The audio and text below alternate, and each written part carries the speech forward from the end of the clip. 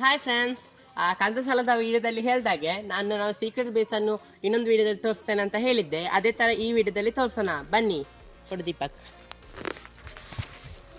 ಬನ್ನಿ ಹೋಗೋಣ secret base ಹತ್ತ.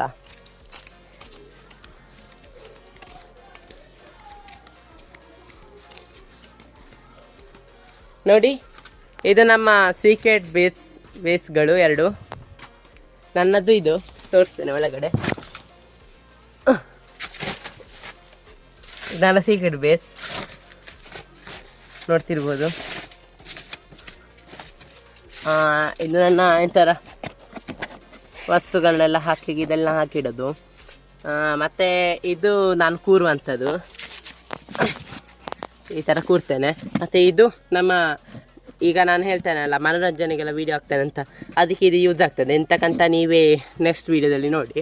ಹಾಗೆ ಇದು ನನ್ನ ಬ್ಯಾಗ್, ಅಂದರೆ ಇದಲ್ಲೇ ನನ್ನ ಎಲ್ಲ, ಅಂದರೆ ನಾನೀಗ ಮಿಷನ್ ಎಂತಾದರೂ ಹೋದರೆ, ಅಂದರೆ ಡಿಟೆಕ್ಟಿವ್ ತರಹ ಒಂದು ನನ್ನ ಏನಂತ ಹೇಳಲ್ಲ, ಅದಕ್ಕೆಲ್ಲ ಹೋದರೆ ನಾನು ಇದೇ ಬ್ಯಾಗನ್ನು ತಗೊಳ್ತೇನೆ.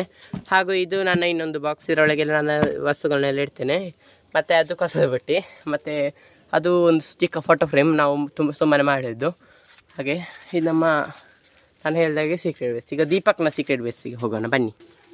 ನೋಡಿ, ಇದು ದೀಪಕ್ದು ಸೀಕ್ರೆಟ್ ಬೇಸ್. ನೋಡಿ, ಇದು ಇವಂದು, ಈ ಬ್ಯಾಗ್ ಇವಂದು, ಇದು ಇವನು ಬಳಸ್ತಾನೆ, ನಾನು ತೋರಿಸ್ತೇಲ್ಲ ಆಗ.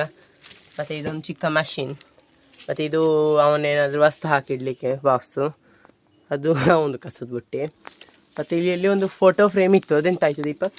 ಅದು ಅಲ್ಲಿ ನಾನು ನಿನ್ನೆ ಮಳೆ ಬಂತಲ್ಲ, ಅದಕ್ಕೆ ಅದು ಹೋಯ್ತು. ಅದು ನಿನ್ನೆ ಸ್ವಲ್ಪ ಜಾಸ್ತಿ ಮಳೆ ಬಂದಿತ್ತು, ಇಷ್ಟು ದಿನ ಇಲ್ಲದು. ಹಾಗೆ ಅದು ಸ್ವಲ್ಪ ಜಲಾವೃತ ಆಗಿದೆ, ಹಾಗೆ ಅದು ಹೋಯ್ತಂತ ಈಗ ಅವನೆಲ್ಲಿ ಹಾಕಿಟ್ಟಿದ್ದಾನೆ ಅಂತ ಗೊತ್ತಿಲ್ಲ. ಹಾಗೆ ಫ್ರೆಂಡ್ಸ್, ನಮ್ಮ ಈ ಚಿಕ್ಕ ಸೀಕ್ರೆಟ್ ಬೇಸ್ ಎಲ್ಲ ಹೇಗೆ ಅನಿಸ್ತು ಅಂತ ಕಮೆಂಟಲ್ಲಿ ತಿಳಿಸಿ.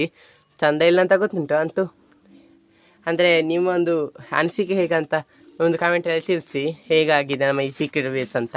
ಹಾಗೆ ಹೇಳ್ತಾ ಬಾಯ್ ಬಾಯ್ ಗಾಯ್ಸ್.